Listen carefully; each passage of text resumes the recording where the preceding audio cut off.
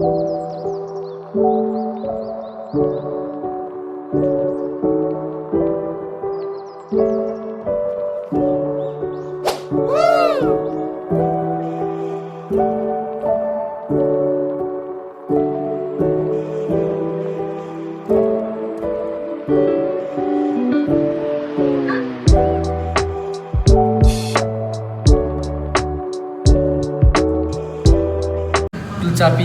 terbuat dari kayu dan senangnya sama seperti tali gizal, panjang 80 cm. Kecapi adalah alat musik petik yang digunakan untuk menceritakan suatu cerita dengan nyanyian seperti Kula si Tajo, Sitra Zile-Zile, dan dipergunakan untuk segala macam lagu. Gendang Singindungi terbuat dari kayu nangka, kulit napuk, digunakan untuk penutup pada penampang gendang sebelah atas dan bawah. Kulit lembu digunakan untuk tali gendang yang mengencangkan tutup sebelah atas dan bawah. Batang jeruk purut digunakan untuk alat pemukul sebanyak dua buah yaitu besar dan kecil. Alat musik ini adalah sebuah alat musik yang dipukul dan mengatur cepat lambatnya irama suatu lagu. Sarunai terbuat dari kayu silantam 2 potong. Potongan sebelah atas terdapat 8 buah lobak. Lidah sarunai terbuat dari daun kelapa hijau yang sudah kering dan tua. Daun ini terdiri dari 2 kapitan daun yang telah diraut dan bagian bawahnya diikat dengan benang serta dilapisi dengan timah putih.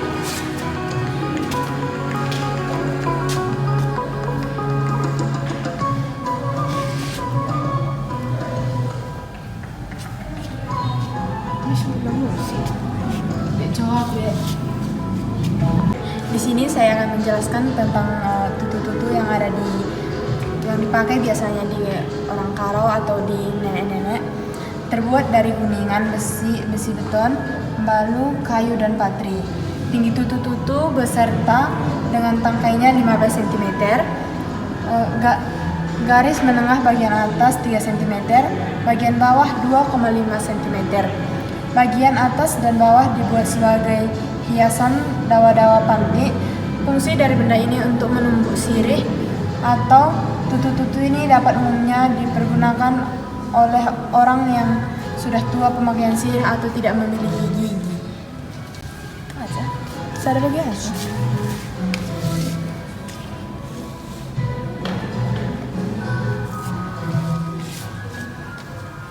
Di zaman dahulu ada sebuah kerajaan di Tanah Karo kerajaan di Tanah Karo yang dipimpin oleh seorang raja dan didampingi seorang permaisuri raja. Keluarga ini sangat bahagia sekali dengan kehadiran seorang putri yang sangat cantik. Panglima yang gagah berani tetap setia menjaga keluarga ini. Seorang manuk kuda-guri atau burung enggang menambah nuansa keceriaan keluarga raja dengan ekor panjang dan menarik perhatian semua orang. Karena keanggunan manuk si kuda-guri, tersebut keinginan sang putri raja untuk membelainya dan meminta kepada raja dan permaisuri untuk membuat sebuah pesta yang besar dan mengajak burung untuk menari bersama dengan diiringi musik. Sang raja dan permaisuri mengabulkan permintaan sang putri. Putri memanggil semua masyarakat untuk berpesta bersama sesuai dengan permintaan sang putri. Dalam kemeriahan pesta, ada satu hal yang menjadi pantangan manuk si Gurda-Gurdi, yakni ekor yang panjang tidak boleh disentuh yang akan mengakibatkan kemarahan bagi manuk si Gurda-Gurdi. Semua orang tidak tahu dengan pantangan itu, hanya raja dan permaisuri yang mengetahuinya. Semua bersorak-sorai bersama menikmati irama musik dan keinginan putri untuk memegang ekor manuk si Gurda-Gurdi dilakukannya.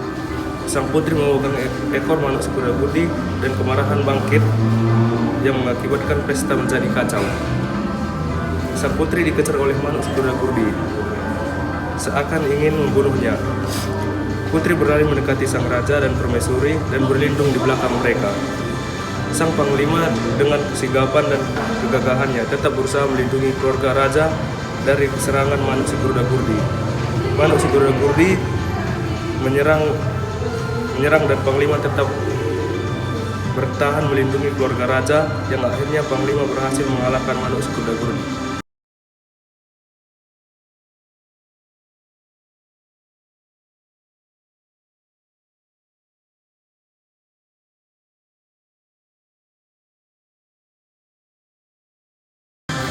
pertama, tumpangan emas.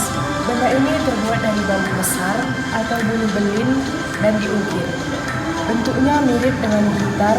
Benda ini digunakan untuk mengukur jumlah gram emas yang biasanya digunakan di pasar. Yang kedua, raga dayang-dayang. Raga dayang-dayang terbuat dari rotan yang telah dibelah dengan lebar 3 mm. Sebanyak 96 helai, yaitu 48 helai melintang horizontal dan 48 helai membujur vertikal.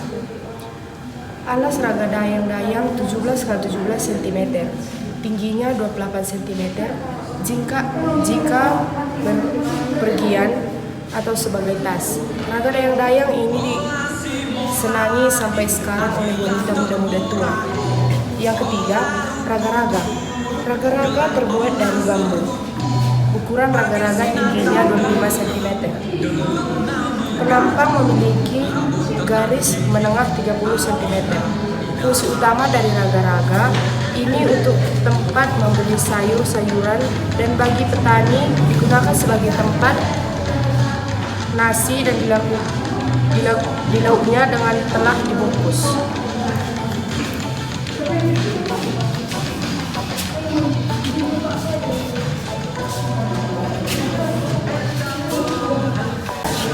Model patung kematian Wali Segeraya. Ini adalah model patung dan perahu kematian dari merga sendiri. Setiap 8 tahun sekali, keluarga sendiri Semombak tersebut melaksanakan pesta adat kematian dengan menghadirkan abu atau tulang dari keluarga atau leluhur mereka. Jenazah atau tulang-tulang itu digali, kemudian dibakar dan dimasukkan ke dalam pot yang akan dimasukkan ke dalam kapal yang disebut pelangkah. Kemudian pelangkah dihabiskan ke Sungai Lebiang atau Lebiang dengan harapan dapat bermuara di Sungai Gangga di India. Sebagai unsur pelaksanaan acara Pepuah Segeraya, cabang marga Sembiring seperti Sembiring Mendiala, Yamana, Depari, Colia. Marga-marga Sembiring ini juga disebut sebagai Sembiring Simatangken, Biang, dan marga yang tidak memakan daging anjing. Menurut sejarah, marga Sembiring tersebut berasal dari India yang kemudian berasimilasi dengan suku Karo. Maka acara Pepuah Segeraya yang dilakukan oleh marga yang merupakan salah satu tradisi yang ada di India. Peti kayu berbentuk perahu dengan bagian kepalanya berbentuk seekor burung rangkong seperti dinamakan pelangkah. Pelangkah terletak di samping rumah adat Karo. Pada sisi atas peti terdapat seorang laki-laki di bagian depan yang biasanya menyandang sebuah senjata dan wanita diletakkan di sisi bagian belakang. Sosok sang begu atau roh dari yang meninggal di dunia dipisahkan dari jiwanya. Roh yang hidup, mereka yang ditinggalkan dipertahankannya untuk mengikuti jejak roh yang mati. Figur wanita adalah sosok seorang dukun atau guru. Patung-patung seperti ini terdapat pada perahu keluarga sendiri. Ada juga dari mereka sendiri melaksanakan pembakaran mayat dan meletakkan abunya di dalam sebuah pot.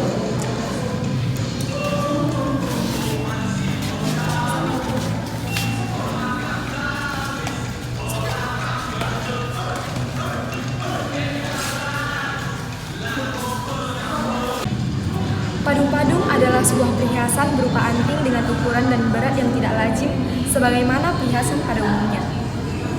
Bentuk menyerupai serangga kaki seribu atau dalam bahasa Karo disebut tangga-tangga. Bentuk organis yang diadaptasi dari alam ini adalah salah satu bentuk apresiasi masyarakat Karo terhadap alam yang telah memberikan kehidupan dan kekayaan alam yang berlimpah. Dengan berat berkisar 1,5 dan sampai 2 kg, padung-padung digunakan dengan cara dimasukkan ke dalam lubang di daun telinga dan salah satu ujungnya dikaitkan pada kain penutup kepala. Material yang digunakan sebagai bahan baku pembuatan perhiasan ini adalah emas, perak, dan suasa. Pandai besi dari tanah Karo adalah salah satu pembuat perhiasan yang terkenal di Pulau Sumatera karena memiliki craftsmanship tinggi. Anting ini digunakan wanita Karo pada masa lalu sebagai perhiasan sekaligus simbol status.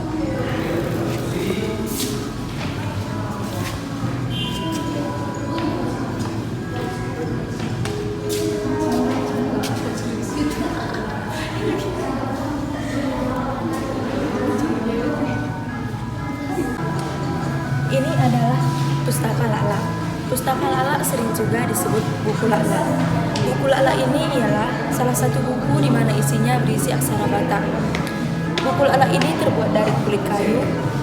Jika dilihat sekilas sangat mirip seperti buku dengan ukuran yang agak besar, namun disusun dengan rapi berupa lipatan-lipatan kayu.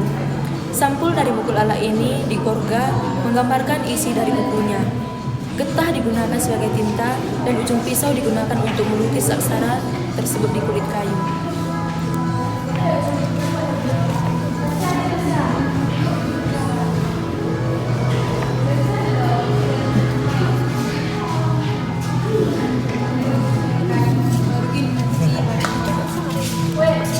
Uwis Ari Tenang. Kain tenun dari benang kapas berwarna hitam polos. Pada ujung kanan dan kiri terdapat pengentang-entang ornamen geometris memakai ambu-ambu, panjang 170 cm dan lebar 70 cm. Digunakan sebagai atas pinggang, pasu pada saat menjalankan emas kawin atau medalin tukur, dan pada saat makan bersama. Di pelaminan pada saat memasuki rumah baru digunakan untuk membalut binangun atau tiang rumah agar kelak penghuni rumah dapat hidup rukun, damai dan bahagia. Pinggan pasu terbuat dari batu yang telah ditempa dan diameter kira-kira 35 cm. Fungsi dari benda ini adalah sebagai tempat makan atau piring, manusang kepi, dan kalau ada racun dalam makanan itu, racun itu mati dan tidak berfungsi atau penawar racun. Terima kasih.